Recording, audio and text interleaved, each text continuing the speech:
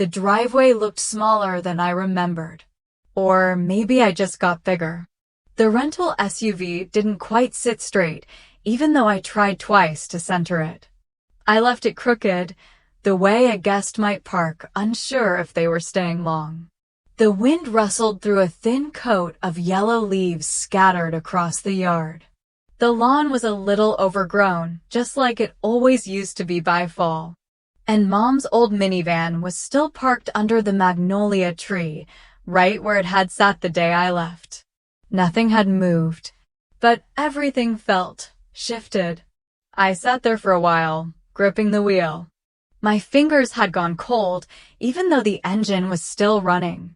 I turned it off and listened to the soft tick of the cooling engine, to the hush of the breeze, to the weight in my chest that I hadn't shaken since I got the text. "Dinner's at 6. Hope you'll come," she wrote. 5 years. That's how long it had been since I'd stood on this driveway. Since I'd walked out after Dad told me I was throwing my life away, joining the army. "That's the end of a child with no future," he'd said, not even looking up from his paper. Mom had stayed quiet, just like she always did. I stepped out and shut the door gently, as if noise might wake a memory I didn't want. The porch still creaked underfoot.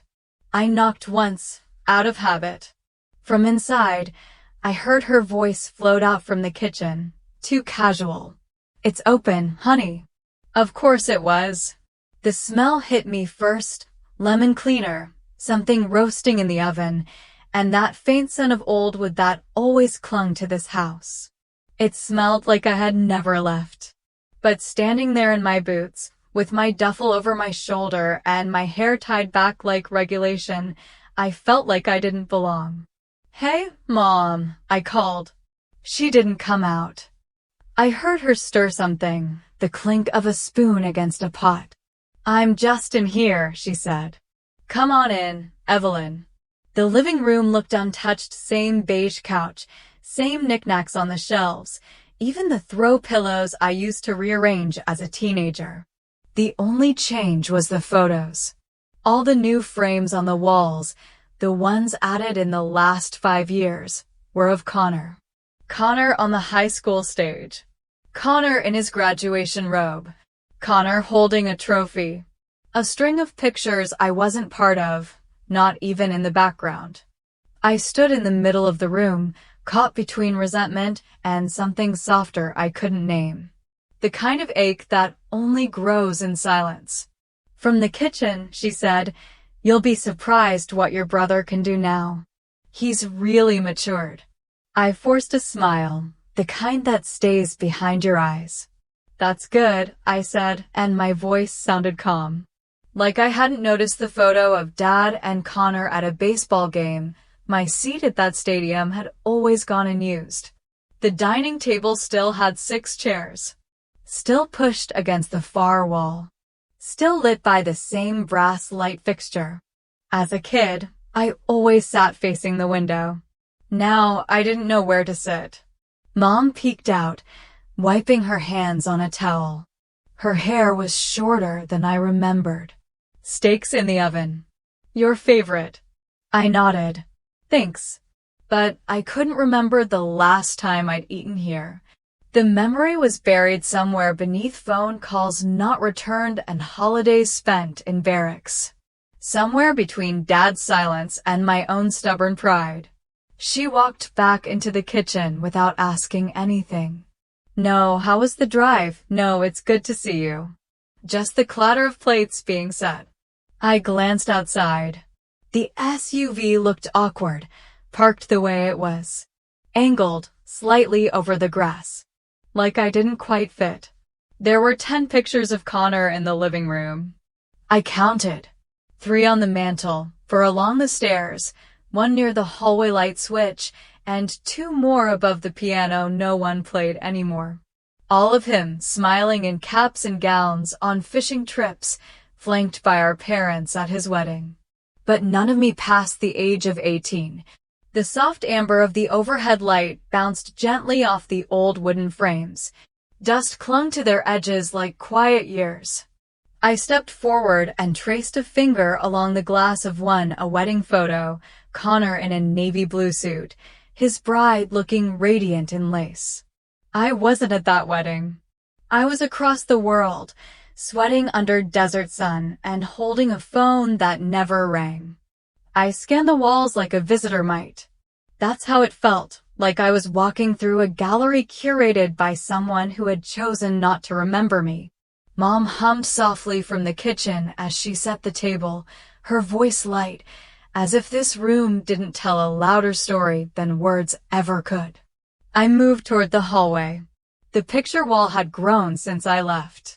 More school photos. A certificate from Westbridge Academy, Connor's Outstanding Leadership Award.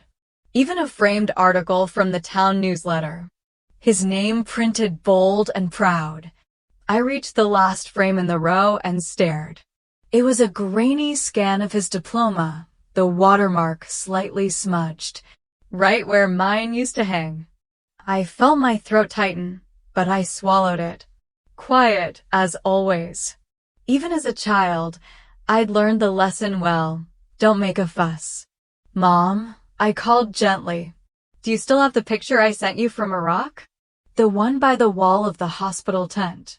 She stepped into the hallway, drying her hands on a faded dish towel. Oh, right, that one.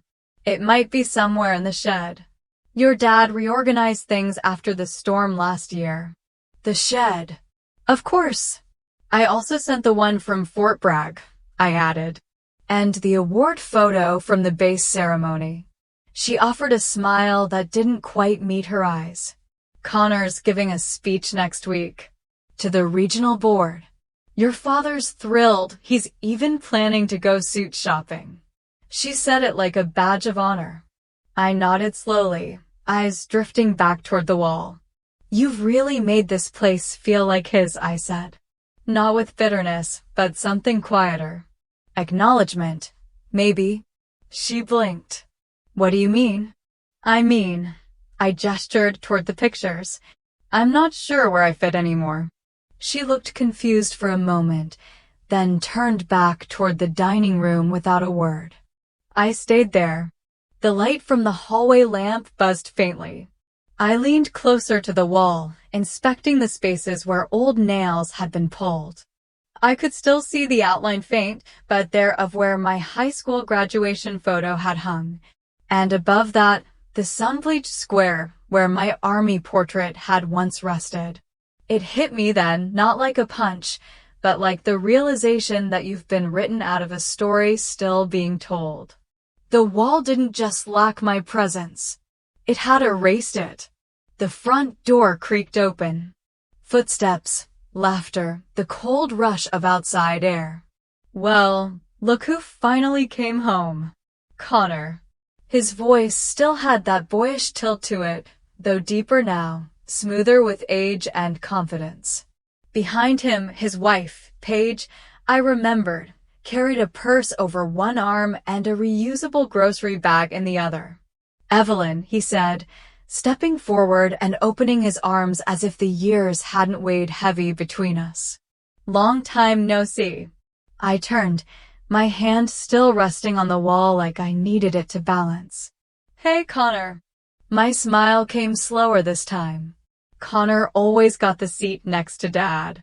And like clockwork, he had it again tonight, shoulder angled slightly toward him, the two of them already laughing over something before the rest of us even sat down. My spot was across the table, where the light from the overhead fixture didn't quite reach. Funny how that hadn't changed either. The table was set just the way I remembered it. Same woven placemats, same slightly chipped gravy bowl Mom refused to throw out. The grilled beef filled the room with a smell I hadn't tasted in years, rich with cumin and something smoky. Baked beans steamed in a glass dish. A pecan pie sat cooling by the window. It looked like home, but I didn't feel like family. Connor had barely paused for breath since we sat down. So I pitched this idea at the staff meeting, total data integration. No more silos. Everyone was blown away, he said. slicing his steak with the confidence of a man who had never had to second-guess himself. Dad beamed. "That's my boy. Mark my words, son, soon you'll have your own office. Corner window, maybe even a team under you." Connor chuckled, modest on the surface, but soaking it all in. "We'll see, Dad. I just like making things work." I nodded politely and chewed my food. The beef was tender, slow-braised, probably marinated overnight. I wondered if Mom still used the same seasoning I used to bring back from El Paso. She reached over and gently picked up a piece of steak from Connor's plate, placing it on his fork like she used to when he was 12. "Eat up, sweetie. You need your strength." He grinned. "Thanks, Mom." I watched quietly. That was always my role, listener, observer. I wasn't resentful, not in the way that would show on the surface. But somewhere under it, I still felt that pull, like being the extra chair at a table set for someone else's story. Carol finally turned to me, her voice light, maybe trying. "So, Evelyn, are you still going back and forth between those camps?" I swallowed my bite and nodded. "It's okay, Mom. Just different scenery." She smiled briefly, but I could see the question behind her eyes. The kind you don't ask out loud because you've already made up your mind. Connor leaned back in his seat, swirling water in his glass like he was pondering something big. "You know, the military's fine. It really is. But it's tough to build a long-term strategy there. You're always shifting bases, chasing assignments. Small missions. Nothing stable." The words landed softly, but they sat heavy on the table. I didn't flinch. I just reached for more salad, crisp romaine, cherry tomatoes, Mom's old dressing recipe. Familiar. Simple. Dad placed his fork down and spoke with that final tone he always saved for declaring judgment. "Anyway, at least Connor knows where he's going in life." The room went quiet. It wasn't said in anger. It wasn't even loud. But it was loud enough for me. I set my chopsticks down gently. Yes, I still use them sometimes out of habit from the base mess halls. I looked at Dad and offered the same smile I'd used 1,000 times in uniform. Measured. Polite. "Tomorrow, Dad," I said evenly, "you'll see where I'm going." They looked at me, and for the first time that evening, no one had anything clever to say. My childhood room didn't age. Neither did the version of me they remembered. The air was still faintly scented with the old lavender sachets Mom used to tuck in my dresser drawers. The desk lamp, ivory plastic, bulb slightly flickering, still sat angled toward the window. My bookshelf hadn't changed. It wore a thin film of dust like a veil over the paperbacks I used to read in high school. I closed the door behind me, setting my suitcase down near the foot of the bed. The same pink and gray quilt I'd left folded 5 years ago was still there, tucked with care, but untouched by time. I sat on the edge of the mattress. The springs creaked, just like I remembered. That sound used to feel like a lullaby. Tonight, it echoed. I unzipped my suitcase carefully. My uniform lay on top, pressed and neat, like it was waiting for inspection. I ran my hand over the smooth fabric, then lifted it to the hanger on the back of the door. It swayed gently, catching the light from the lamp like a mirror catching truth. In the corner of the mirror, faded and curling at the edges, was a sticky note I hadn't realized I'd left behind. "Someday they'll see me." I stared at it for a long moment. I didn't recognize my own handwriting. It looked younger. Hopeful, maybe. Desperate, definitely. On the desk, beside an old stack of notebooks, sat a photo album I hadn't seen in years. I flipped it open. The first pages were filled with pictures of me, baby in a Halloween pumpkin costume, preschooler with 2 front teeth missing, middle schooler holding a science fair ribbon. page after page of little Evelyns. Until page 17. I turned the next one. Blank. Then another. Nothing. From the moment I graduated, my image vanished.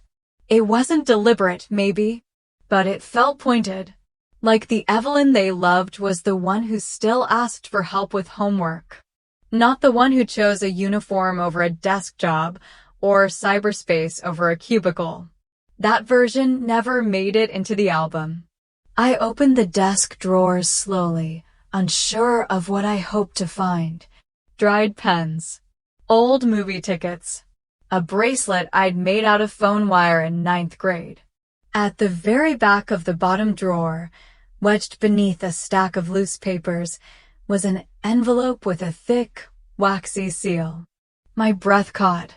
The stamp in the corner read, United States Department of Defense. I turned it over. The crease was sharp, unopened. My name was on the front, Evelyn Grace Moore. And below it, in smaller print, to be delivered to recipient upon acknowledgement of service. It wasn't mailed to my base. It was sent here, to this house. I sat down slowly, my hand trembling just a little as I broke the seal.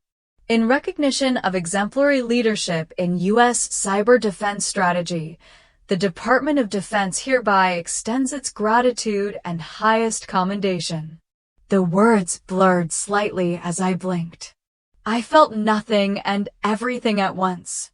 My chest hollowed out with a quiet grief I hadn't known I still carried. They had received it, but no one had ever told me. No one even opened it. I folded the letter and held it in my lap. The silence in the room wasn't empty. It was full of all the words never said. I stood, moved to the uniform hanging on the door, and pulled it off the hook. I slid my arms through the sleeves slowly, fastening the buttons one by one. My fingers moved automatically, practiced. At the shoulders, the silver glinted faintly beneath the soft glow of the desk lamp. Recognition had arrived years ago. It just hadn't been seen. But tomorrow, that was going to change. The sun was just clearing the roofs when I pulled into the company lot, glass towers of steel and brushed aluminum reflecting hard morning light. Rows of sedans and SUVs in neutral corporate colors stretched toward the street, but the space closest to the front doors sat empty, bordered by fresh white paint that read Military Liaison, DoD authorized. I eased the rental in and killed the engine.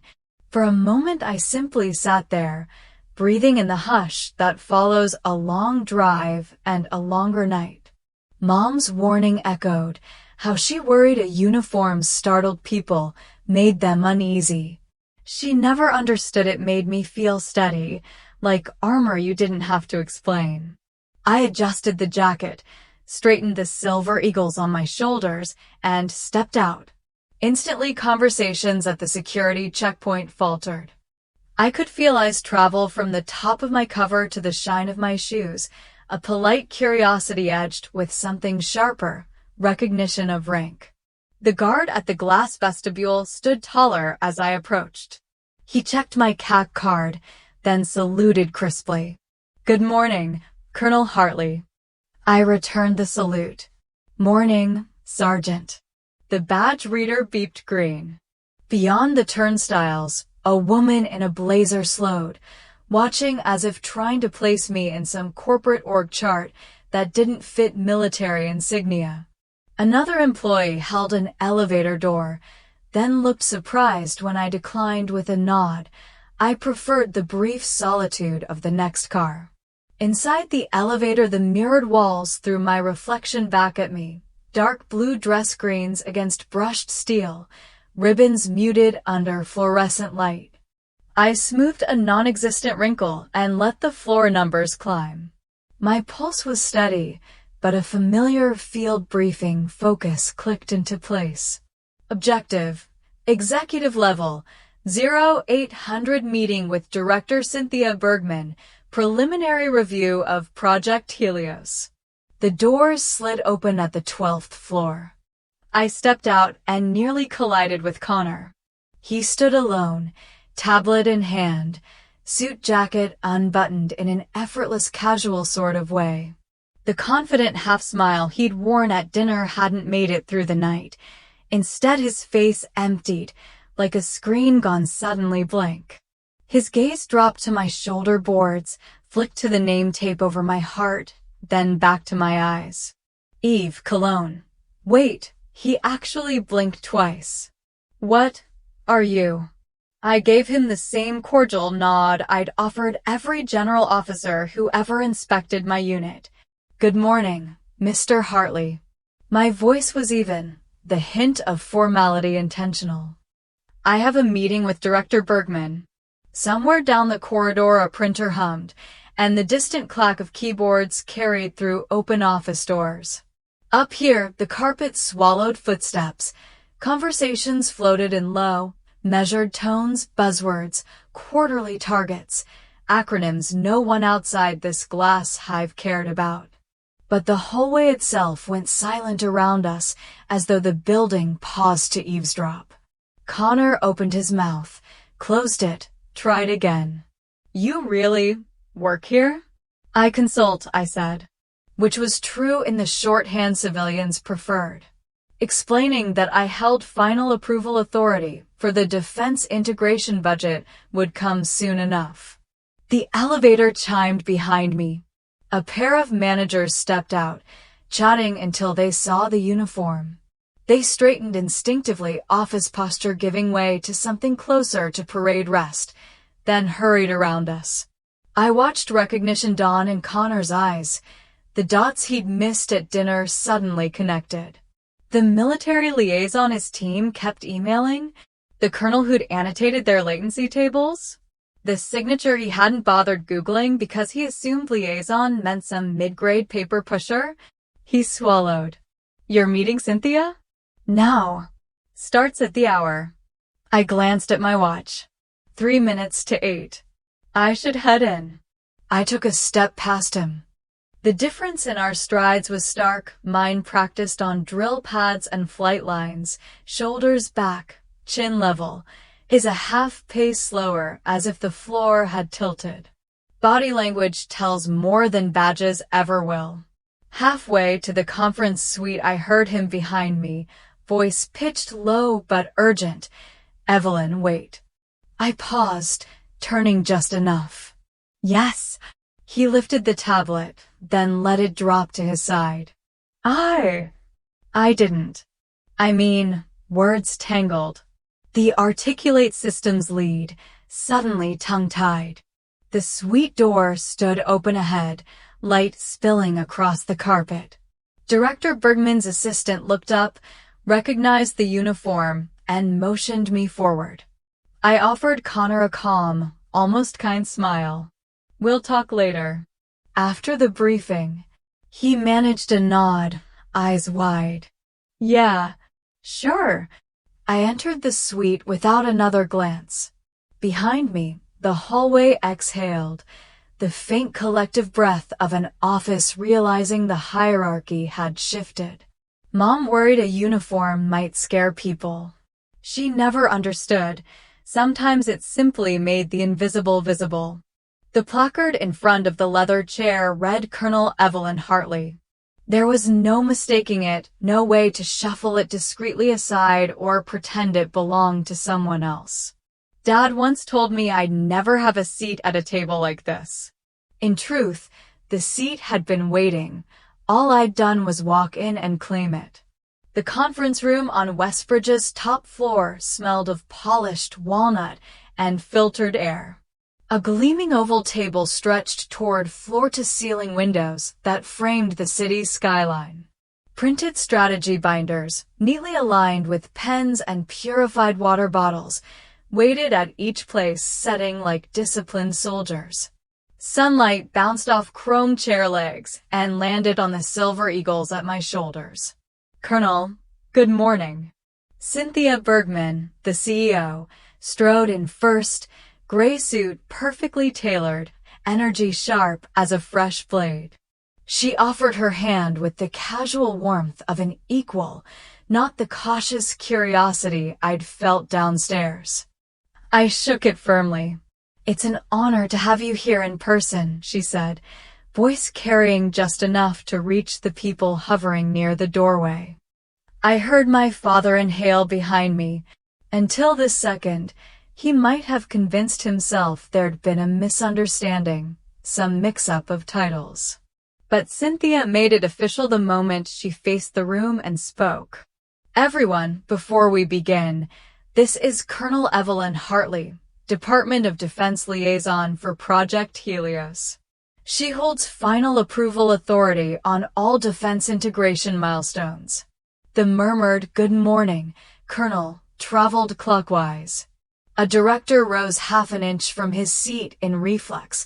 Another straightened his tie. Dad Russell Hartley, Regional Director, lifelong believer in the corporate ladder, froze like someone had yanked the ground from under him. Connor, tablet in hand, half stood, half sat, then managed a stiff nod. His eyes were wide enough to show the whites all around. I slid into my chair, center left, directly across from Cynthia, and opened the first binder. Pages of network diagrams, latency tables, and phased rollouts lay waiting for scrutiny. Around me, chairs whispered across carpet as executives settled, but the air felt thin, as if a storm front had parked overhead. Cynthia called the meeting to order. "Let's begin with the milestone review. Colonel Hartley has provided detailed feedback on phases 2 and 3. We'll walk through those items first." I cleared my throat just once, habit, not nerves, and addressed the room. "Thank you, Director Bergman.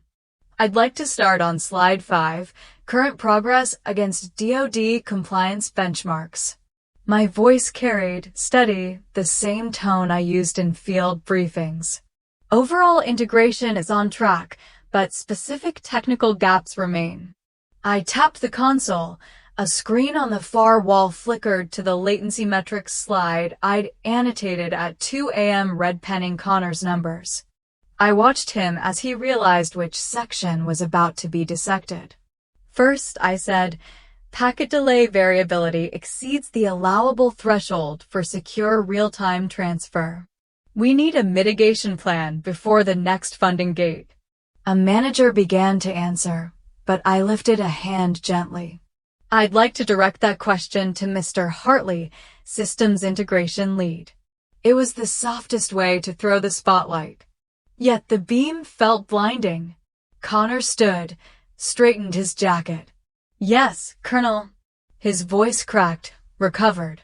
"We anticipated some jitter and, intended to address it in a later sprint." I looked him in the eye, professional, not punitive. "The current plan lacks a network latency assessment entirely." "Why?" Sweat beaded near his hairline. "Our preliminary tests suggested it would." "Preliminary isn't sufficient. The Pentagon memo dated last quarter mandates deterministic performance across all nodes." I said it evenly, as though I'd said it 100 times because I had, just to different audiences. "If you believe your architecture can meet that, I'll need quantified proof, not assumptions." He swallowed. "Understood." I moved on, detailing encryption module alignment and disaster recovery drills. While I spoke, I caught the quick exchange of glances around the table, people recalibrating hierarchy in real time. Cynthia's gaze met mine once, a spark of reassurance passing between equals who both understood the stakes. She didn't jump to rescue her team. She let me lead. Dad sat rigid, hands clasped in front of him, eyes flicking from my insignia to the slides as if each bullet point chipped away at an old certainty. For a brief heartbeat, I wished I could ease the blow. Then I remembered every phone call redirected to voicemail, every email about my promotions that never earned a reply. By the time we reached the risk mitigation section, the room had adjusted. Questions came directed to me now about procurement timing, compliance audits, cybersecurity red team schedules. I answered decisively, citing regs by number, dates by quarter, deliverables by name. The placard with my title hardly mattered. My competence carried its own gravity. 45 minutes later, Cynthia wrapped up. "Thank you, Colonel, for the clarity," she said, then addressed her staff. "We have action items to meet before the next review. Full support is expected." Chairs pushed back. A low murmur resumed as people gathered papers, but the side conversation of the hour was over. Evelyn Hartley, once dismissed as a wandering captain, was a colonel with veto power. Connor lingered by his seat, reading a line I'd highlighted in his deck, as if the sentence had begun speaking a foreign language. Dad still hadn't found words. I closed my binder and rose. The silver on my shoulders flashed as the overhead light struck it. Connor's tablet slipped a fraction in his hand. "I'll review that part, Colonel," he managed, voice thin. I gave a professional nod, nothing more. "Please have the revised latency assessment plan on my desk by Thursday close of business." He blinked, then rallied a whispered, "Yes, ma'am." Across the polished surface of the table, Cynthia offered a subtle, approving smile. Two equals acknowledging the shift. Around us, the rest of the room, my father included, were simply listeners. I didn't need to turn around to feel the stares. As the boardroom door eased shut behind me, the sound of quiet heels against corporate carpet echoed louder than any applause. A few workers peeked over monitors. Others pretended not to have heard the bombshell that had just dropped inside the conference room. The placard still sat on the table behind me, Colonel Evelyn Hartley. I didn't need to carry it out. Its impact had already landed. The elevator at the end of the hall stayed closed, as if it too was unsure how to process what just happened. I walked past the break room, past the wall-mounted mission posters where Connor once had a team photo featured. No one moved. The office was holding its breath. Then a voice, tentative, oddly small, "Evelyn." A moment. I turned. Dad stood beside Mom just outside a side conference room, one of those smaller glass boxes people used for quiet phone calls or uncomfortable meetings. His face was pale, but not with anger. Something else was working beneath the surface. A hesitancy that looked uncomfortably like shame. Mom was already holding the door open. I stepped in without a word. The room smelled faintly of lemon cleaner and recycled air. On the table stood a single vase with silk flowers, dusty, as if even decor here didn't expect to be noticed. We sat. Across from me, my father shifted in his chair, fingers pressed together like he was about to pray. But when he spoke, his voice was thin. "How long have you been a real colonel?" I let the pause sit for a second longer than needed. 6 months. He nodded slowly. That's not small." "No, Dad. It's not." Mom's hands were folded in her lap. I hadn't seen her this still since Grandma's funeral. Her voice cracked as she said, I don't understand the full meaning of that.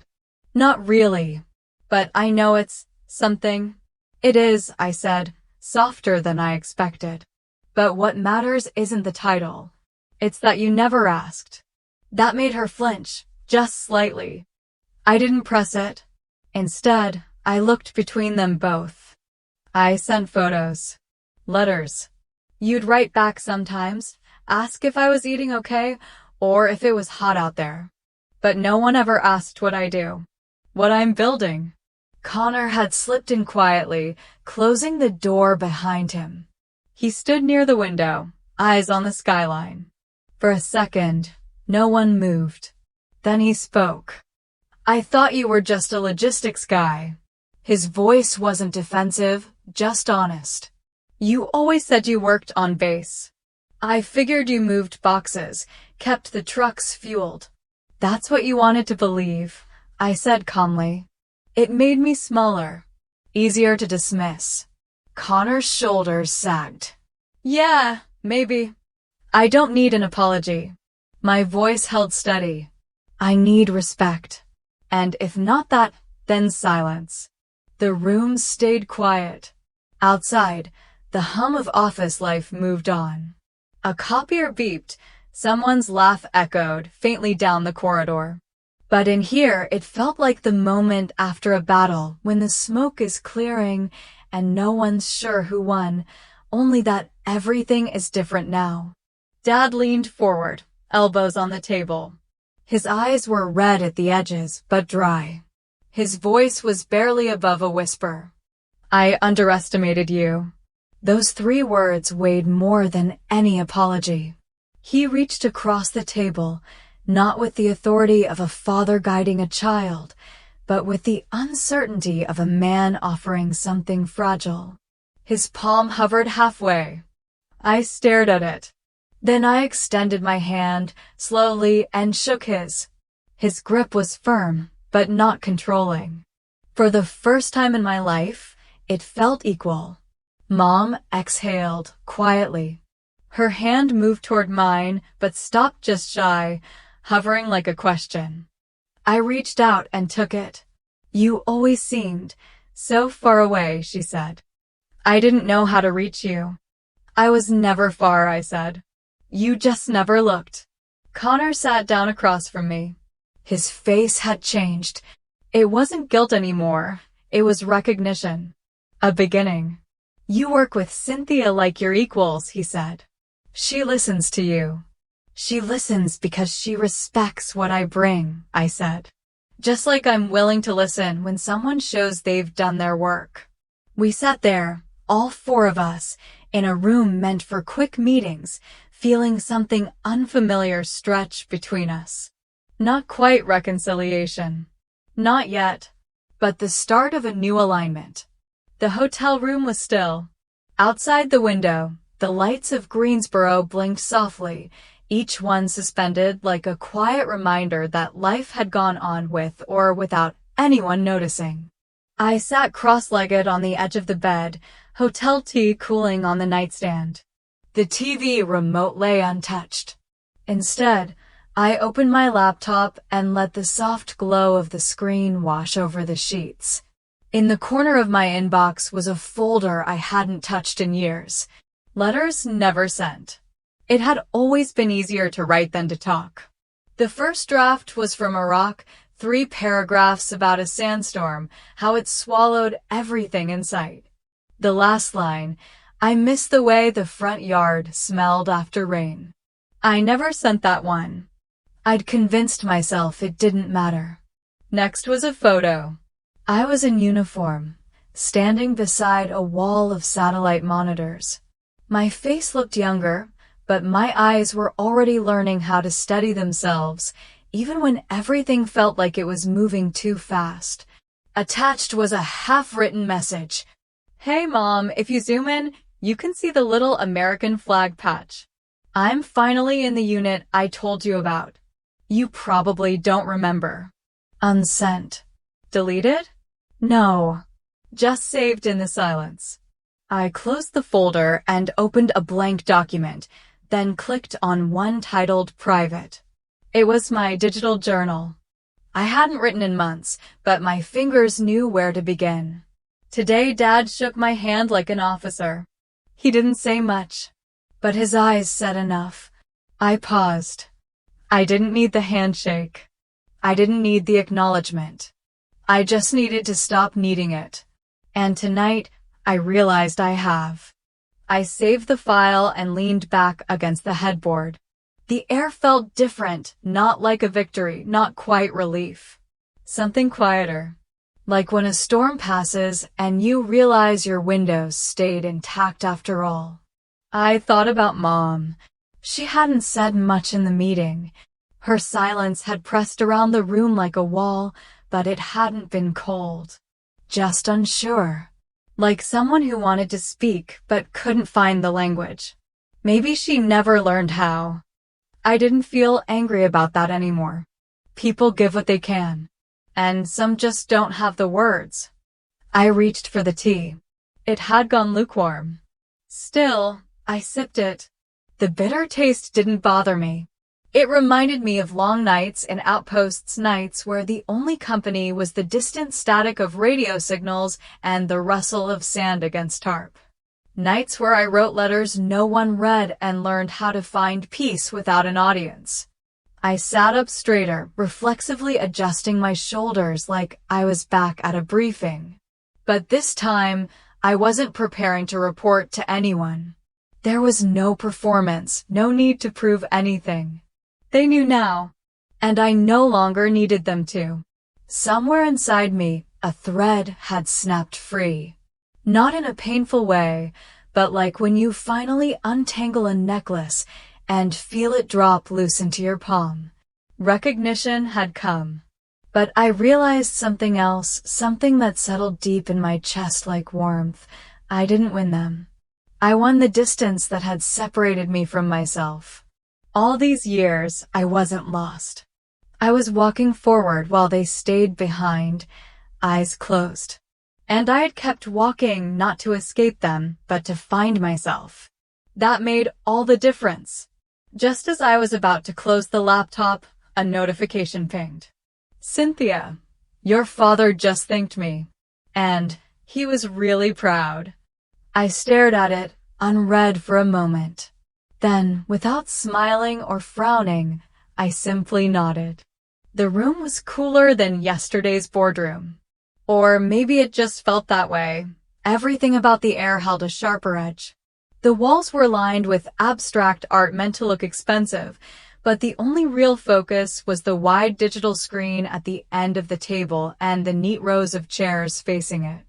I stood near the front, not behind the podium, but beside it. A subtle choice. Strategists don't hide behind lecterns.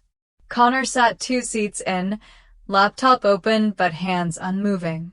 Cynthia was across from me, calm, posture straight. The senior systems engineers filtered in silently, each with tablets and hard copy briefs, my briefs. Good morning, I said. No fanfare, no pleasantries. Just clarity. We'll start with the latency model and move into risk metrics for the East Coast subnet prototype. Connor blinked. He hadn't expected we'd begin with numbers, at least not those numbers.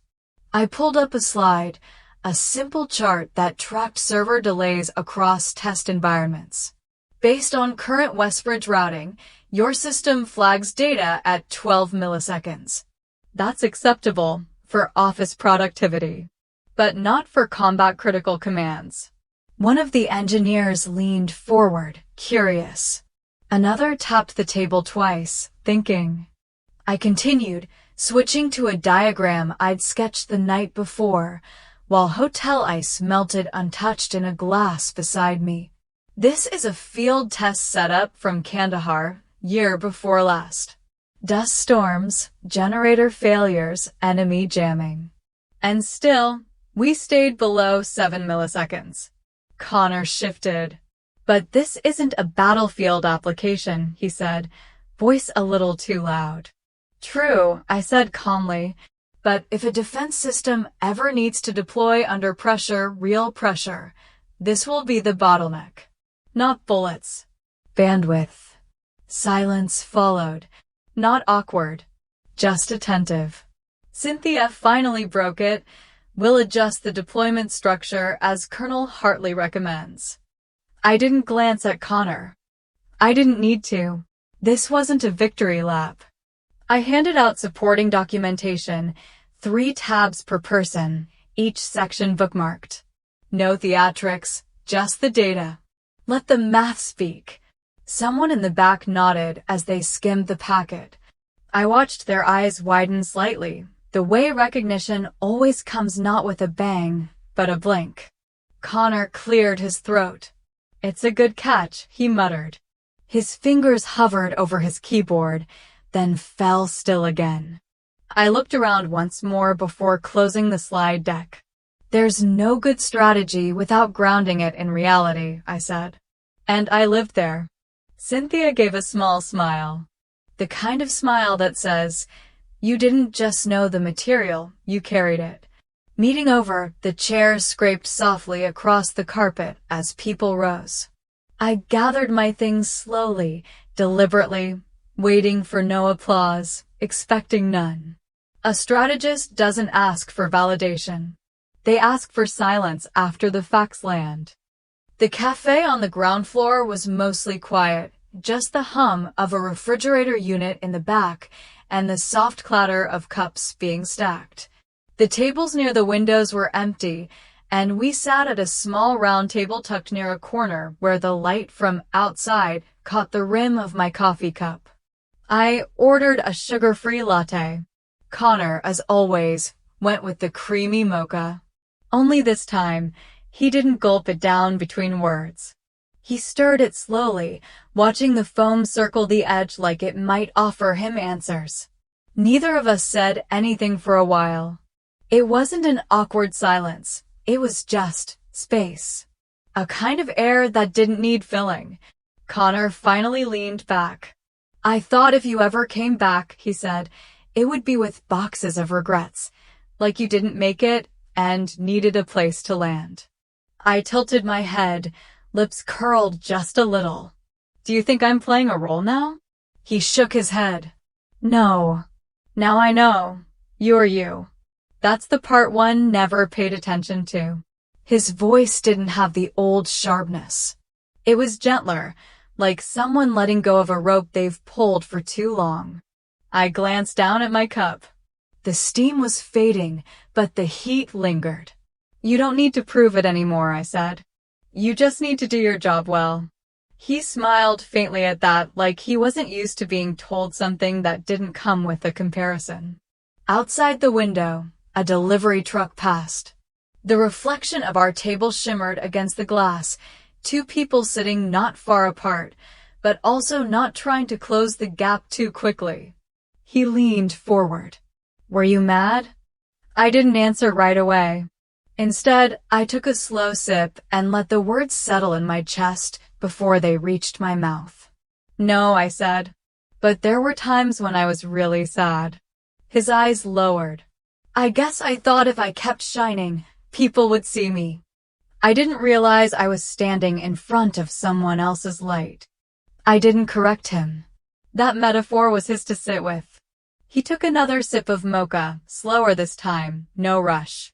You know, he said, when I first got promoted, Dad told me I reminded him of himself. But last night, after the meeting, he didn't say that. He said, I see Evelyn in you now. That surprised me. Not because my father had said it, but because Connor chose to share it. We both sat for a long beat. The background music, barely audible, played something soft and jazzy. Then he chuckled, a little awkwardly. I'm making a new proposal next week. And this time, he looked up at me, a mix of pride and humility in his voice. You're the first one I want to send it to for approval. I didn't smile wide, but my shoulders loosened a little. All right, I said. Send it. And just like that, we weren't competitors anymore. We were coworkers. Maybe even siblings. The hotel lamp glowed a muted amber, enough to stain the walls, but not enough to chase away the night. Outside, traffic whispered along the boulevard, headlights flickering against the curtain like brief memories. My suitcase was half-packed, flight confirmation printed, uniform folded with care. One more night in Greensboro, then back to D.C., back to the cadence of meetings that didn't blur family into every footstep. I opened the laptop and, out of reflex, clicked a folder I hadn't touched in years. Unsent drafts. The title alone made me exhale. Dad called letters bridges, but bridges only work when both sides bother to cross. There were dozens, timestamps from tents, barracks, airport lounges. I clicked the oldest. Subject, promotion day. Hey Dad. I got promoted today. They pinned the rank under a canvas awning because the sun was brutal. My CO tried to stand tall, but we all wilted in the heat. I kept scanning the crowd anyway, half expecting to see you. I know flights are expensive. Still thought you might surprise me. I remembered writing that, sweat stinging my eyes, wondering why I'd invited him in the first place. I highlighted the text, hovered over delete, and paused. Not out of reluctance, but respect for the version of me who needed to write it. Then I clicked, and the file dissolved. A bridge burned that had never touched water. Next draft. Subject: Mom, you'd laugh at this cake. I baked the recipe you taught me. Yellow batter, 2 sticks of butter. The oven in the field kitchen ran hot, so the edges charred. I scraped off the black parts and called it extra toasted. The crew still ate every crumb. Yours is better, obviously. I could almost smell the sugar in that cramped mobile kitchen. The generator hummed so loud we had to shout icing instructions.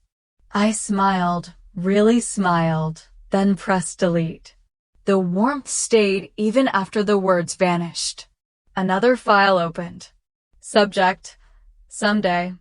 I'll be fine. And if Mom ever reads this, tell her I never complained. Not once. Funny how hope can fold itself into a sentence so small. I deleted that one, too. Each keystroke felt like unclasping a rusty buckle. Letter after letter disappeared. Some were angry, others aching. A few simply described sunsets no one at home would ever see. With every deletion, the room felt lighter, as if I'd been carrying them in a rucksack I forgot to set down. When the folder was empty, I sat back. The silence inside me was different from the silence in Dad's boardroom yesterday. That silence had been loaded with disbelief. This one felt wide open, like a field after harvest, nothing left but horizon. Mom's unsure gaze flickered in my mind. Dad's hand, extended and trembling. Connor's voice asking to learn. Recognition had arrived, yes, but the release was mine to give. Tonight, I chose to give it. I closed the folder, then the document app, and opened a fresh page in my journal. Deleted the letters tonight, I typed. They served their purpose. They let me breathe when air was in short supply. Now the oxygen comes from somewhere else. I took a sip of peppermint tea, cooled, but still fragrant. The bitterness of unsaid words no longer clung to my tongue. A chime sounded. New email. From Cynthia Bergman. Subject: Quick favor. Your father just stopped by my office to say thank you for everything you showed him this week. He was really proud, Evelyn. There's someone else in town who'd like a moment of your time before you fly out. If you're willing, I'll set it up. See. I let the word settle. Proud. The word felt soft, but solid like a quilt laid over tired shoulders. For a long breath, I stared at the blinking cursor in the reply window. Then I typed, Of course. Let me know where and when. I hit send and closed the lid. The room dimmed, but I didn't reach for the light. The cafe sat just off a quiet corner of downtown, a strip of stone patio that overlooked the city park. The tables were wrought iron, sun-warmed and spaced, just enough to hear your own thoughts, but not someone else's. A mother was pushing a stroller past the fountain. 2 college kids studied a printout under the same tree I used to sit beneath in high school. I hadn't been back to the spot in more than a decade, but it still smelled like rosemary and espresso. Cynthia arrived exactly on time, wearing sunglasses, a powder blue scarf, and an expression that could command a boardroom or charm a stranger in equal measure. She sat across from me, placed her phone face down, and smiled. I hear you left the conference room quiet yesterday, she said. Not my goal, I replied, taking a slow sip of iced tea. but maybe overdue. She chuckled. You raised quite the storm. But you also brought clarity. The kind that lasts. I studied her for a moment. People like Cynthia don't waste words. When they offer them, they're already filtered through 10 layers of intent. You've been tracking my work for a while, haven't you? I asked. She nodded. Since your second-year deployment analysis. The one about adaptive encryption in crossfire zones. It was brutally concise and more insightful than anything we had internally. I blinked. You read that? I made every exec at Westbridge read it. She leaned back. You were on our radar long before we knew your last name. I hesitated, then asked the question I'd been wondering since I stepped foot in that boardroom. You knew I was Russell's daughter? Cynthia took off her sunglasses and set them on the table. Yes, from the start. Then why didn't you tell anyone? She shrugged, unbothered. Because I wanted the room to see you before they knew. Not the other way around. The sunlight filtered through the trees above us, landing in fractured patterns across the table. I let out a breath I hadn't realized I was holding. She'd seen me, really seen me. Not as a footnote to someone else's legacy, but as someone with her own page. There's something else, she added, pulling a slip of folded paper from her blazer pocket. Your father emailed me last night. My posture didn't shift, but every nerve listened. He said, and I quote, "Thank you for allowing my daughter the space to lead." Yesterday was a turning point for me more than anyone. It landed like a soft weight in my chest. Not heavy, but undeniable. He didn't copy you on the email, she said with a slight smile. I think he wanted me to say it out loud. I nodded slowly, eyes on the rippling surface of my drink. That's very him. He also said he's rereading your early risk assessment reports. Seems he's playing catch-up. That made me laugh just once, soft and real. Better late than never. We sat in a few minutes of companionable silence, just the rustle of leaves and the clink of ceramic cups around us. For the first time in a long time, I wasn't the outsider at a table. I was an equal, a presence, not an echo. Cynthia pushed the envelope toward me across the table. Just a little invitation, she said casually. If you ever consider stepping into consulting, there's a seat for you at Westbridge. Not because of your last name, because of your work. I placed a hand over it without opening it. That was enough for now. She stood, smoothing her jacket, and offered her hand. I took it firm, warm, respectful. You're not just a leader, Evelyn, she said. You're the kind who makes other people want to follow.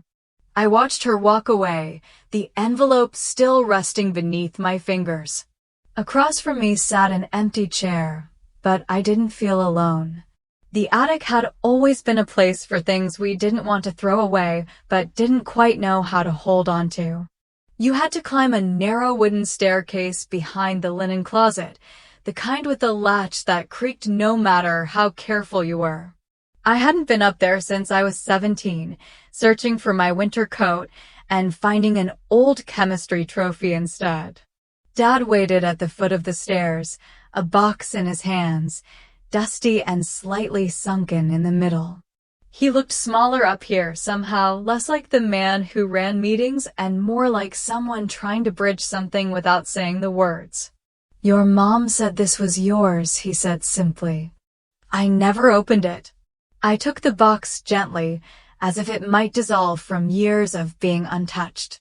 It was heavier than I expected, not just in weight. We sat on the attic floor, the air filled with that distinct scent of insulation and dry wood. Light filtered through the narrow vent, slicing through the dust motes in tired shafts. I opened the lid. Inside were the fragments of a version of myself I'd nearly forgotten. Photo prints in slightly curled edges, me in uniform, standing in front of a flagpole, grinning in front of a Humvee. Envelopes with postmarks from Kuwait, Germany, Seoul. A holiday card I'd sent from a base in Arizona, the corners slightly bent but unbroken. There was the invitation to my officer promotion ceremony, creased but unopened. A batch from a cybersecurity summit. A grainy printout of an article I was quoted in. I didn't speak. I didn't need to. Instead, I laid the items out slowly, lining them up like puzzle pieces. Dad leaned forward, adjusting his glasses, watching. These were all here? I asked softly. He nodded. Your mom, she kept them. Told me not to toss it during the big clean-out a few years back. Said it wasn't time yet. Something inside me tensed, not in anger, but in the space where disappointment used to live. I used to think no one cared if I sent anything, I said. After a while, I stopped expecting answers. He shifted uncomfortably, wiping his hands on his jeans. I didn't know what to say, he admitted. Didn't know how to be proud of something I didn't understand. I picked up a photo of myself kneeling beside a local family during a humanitarian mission. The little girl in the picture had drawn hearts on my cast after I fractured my wrist setting up satellite uplinks. You didn't have to understand it, I said, still looking at the photo. You just had to look. Silence. Not awkward. Just space. Room for the past to settle. Then he said it. Quietly, like it cost him more than he wanted to admit. Last week. I hung a picture of you in my office. I turned to him. He wasn't looking at me, just at the box. His fingers resting on the side, like he needed the anchor. For the first time? I asked. His lips pressed together. Then he nodded.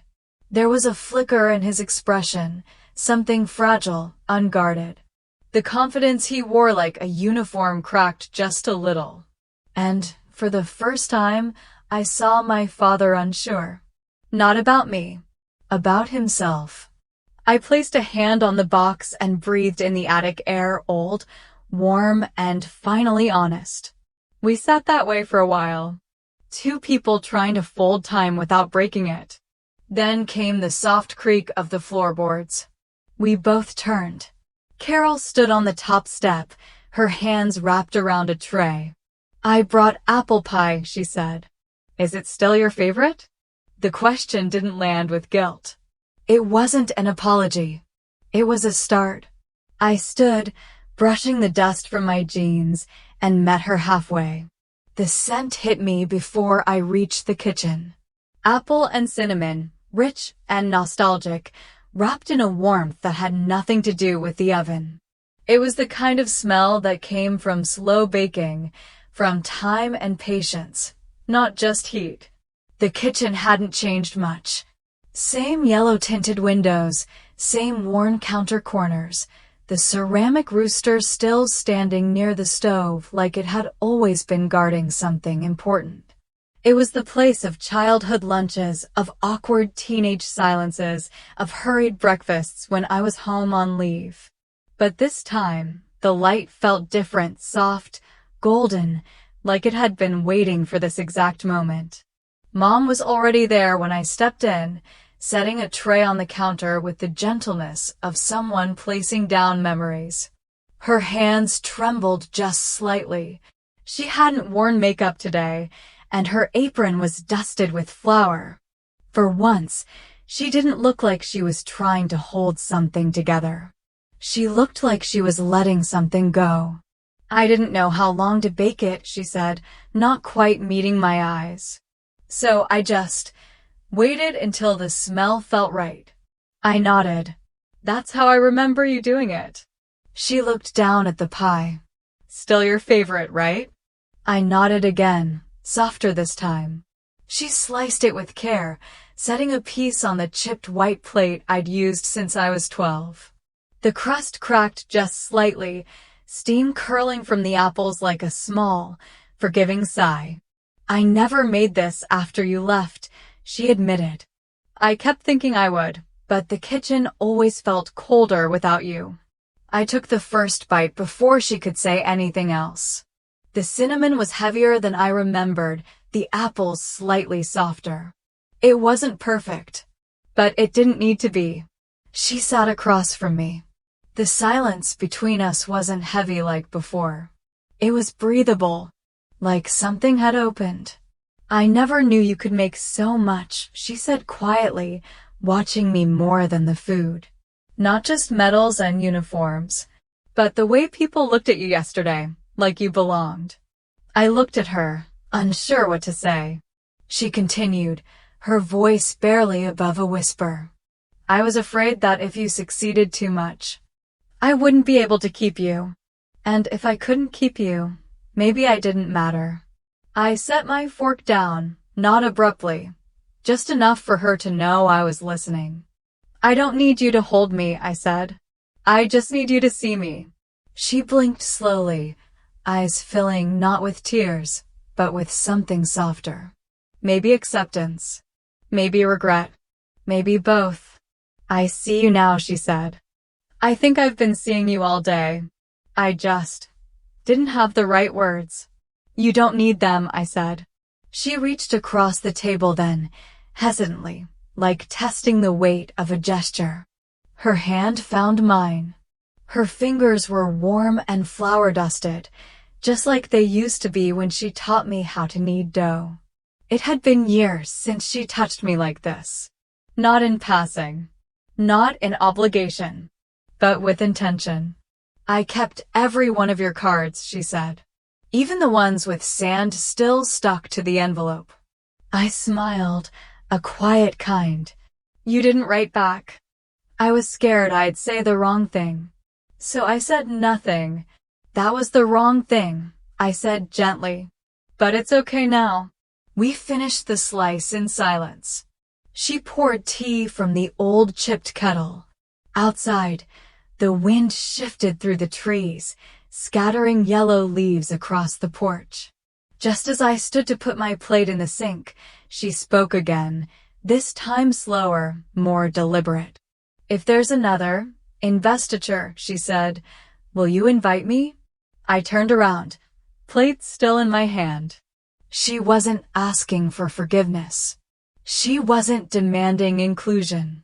She was offering presence. I walked back to the table and nodded.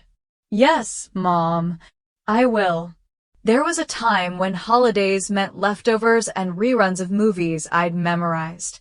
The table in my apartment used to be more symbolic than functional, neat, untouched, an anchor of stability I didn't often use. I had always kept it tidy in case someone dropped by. No one ever did. But tonight, every seat was filled. And not because anyone had to be here. I'd picked up flowers that morning, nothing fancy, just a bunch of chrysanthemums and soft eucalyptus for scent. The table was set for 4, but I added a 5th place just in case. I'd made roasted chicken, garlic green beans, and cornbread. Carol had offered to bring a salad. She didn't ask what kind. That, in itself, was growth. The doorbell rang at 6 sharp. Connor was first. Of course he was. He held up a bottle of wine like a trophy. Today, he said with a grin, I'm the first to speak. I raised an eyebrow. Starting strong. Learning from the best. Next came Carol and Dad Russell. They didn't walk in like they owned the place, and they didn't hesitate at the door either. That balance, the respectful kind, meant more than I could say out loud. Dad handed me a folded newspaper, the old-school kind with ink that could still smudge. Saw this at the VA center, he said, his voice casual. But his fingers were holding it tight. There I was, standing beside General Abrams during the Helios announcement, both of us mid-applause. You cut this out? I asked, touched in a way that didn't know where to land yet. I asked them to print an extra, he said. Mine's framed. Carol placed her salad on the table, then pulled a chair from the wall and added it to the side, not because we needed it, but because she said, you never know who Evelyn might invite next time. A quiet kind of compliment. The candles flickered gently as we sat down. No one rushed to fill the silence. We were all still adjusting to the new seating chart, figuratively and literally. I poured wine. Connor passed the bread. Dad cleared his throat. "I'd like to say something," he began. Carol leaned back in her chair. I watched her expression, tentative, like someone holding their breath during a song's last note. Russell raised his glass, eyes meeting mine without dodging. "To Evelyn, who proves that going your own way doesn't make you a failure. It makes you someone worth following." For a moment, I didn't move. Not because I didn't believe him, but because part of me still thought I'd imagined those words. Then I raised my glass gently. "Thank you," I said. We clinked. Connor leaned in. "Is it too soon to ask if you'll help me refine my next project brief?" I smirked. "It depends. Do you want honest feedback or a sugar cookie?" "Trick question," he said, grinning. "I want both." Carol laughed, a real laugh, soft but warm. It had been so long since I heard her voice without a tension line running underneath it. The night moved slowly in the best way. No drama, no silence that cut. Just stories, some new, some recycled, none rehearsed. We talked about my unit in Colorado, Dad's stubborn tomato plants, Connor's attempt at a promotion that didn't pan out, and Carol's plan to repaint the porch. No one dominated the conversation. No one tried to steer it back to Connor's speeches or Dad's glory days. They asked me questions. They waited for my answers. I looked around the table, candlelight painting faint halos on the faces I'd grown up watching. But tonight, they were watching me. Not just looking, seeing. For once, I wasn't visiting someone else's world. They were in mine. And for the first time in a long time, the dinner table didn't feel like a battlefield for affection or validation. It felt like home. The last candle flickered low on my side table, casting uneven shadows on the books stacked beside it. Outside the window, the Arlington skyline blinked like a quiet farewell. I could still hear echoes of laughter from earlier, Connor's off-key joke, Mom asking about my couch fabric like it was a world-class material, Dad saying the chicken was surprisingly tender. But now it was just me again. I didn't feel the emptiness I used to. Silence didn't sting anymore. It simply let me breathe. I walked slowly through the apartment, gathering a few stray glasses, folding the cloth napkins. My eyes landed on the small bookshelf I'd avoided organizing for years. It had always felt like a strange intersection, government briefings crammed beside cookbooks, family snapshots leaning against framed commendations. I reached into a drawer and pulled out the newest one, the photo we'd taken tonight. Everyone was smiling. Connor had a bit of wine glow in his cheeks. Mom leaned slightly into Dad. I wasn't centered in the frame, but that didn't matter. I slid the photo into an empty frame that once held a blurred picture from Afghanistan. Then I made space on the second shelf, right next to the medal I got last year. I looked at both, and this time I lingered on the photo. I opened my laptop. The cursor blinked in the journal document I hadn't touched since that week in Baghdad. I typed. I didn't win them. I found myself. It wasn't a revelation. It was a recognition. For years, I thought the finish line was their understanding, their applause, their approval. But the real finish line, it didn't look like an audience. It looked like peace. I didn't need them to say the right words. I didn't need the old photos on the wall or the spotlight seat at dinner. I just needed to sit at the table without shrinking. And I had. I didn't write much more. I just saved the file and closed the screen. My phone pinged. An email notification slid across the top. Subject: Invitation to Mentor, Cadet Leadership Program. Body: Colonel Hartley, we would be honored to have you as a personal mentor to the incoming class of female cadets this fall. Your career is already being referenced as an example of both resilience and integrity. There was more. Details, schedules, expectations. But I didn't need to read it all now. I already knew my answer. I'd spent half a lifetime trying to prove I belonged somewhere, to a family, a system, a role. And now, someone had asked me to help another young woman find her way through that same maze. Not by pulling her or pushing her, but by walking beside her so she wouldn't feel alone. I hit reply. Happy to help. Just tell her. She's already enough. I set the phone down and let the weight of those words settle.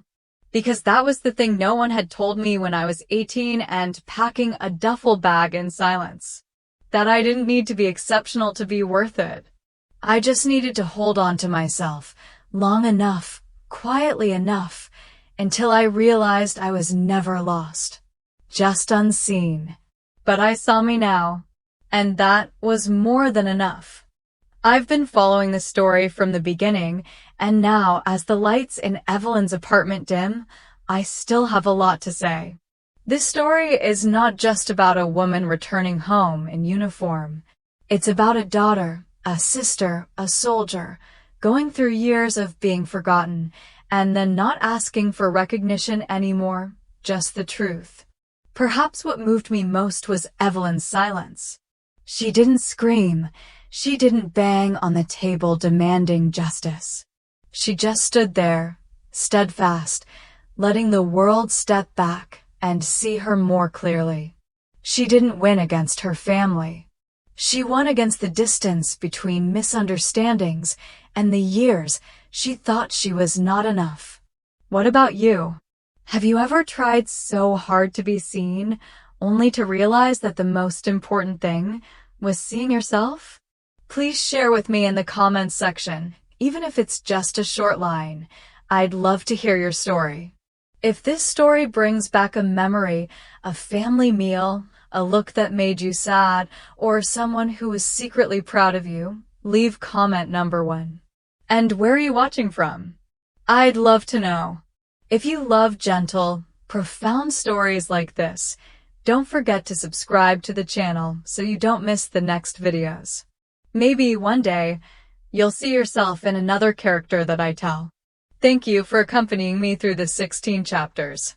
We may be apart after this video, but hopefully, what remains is warmth somewhere in your heart. See you in another story.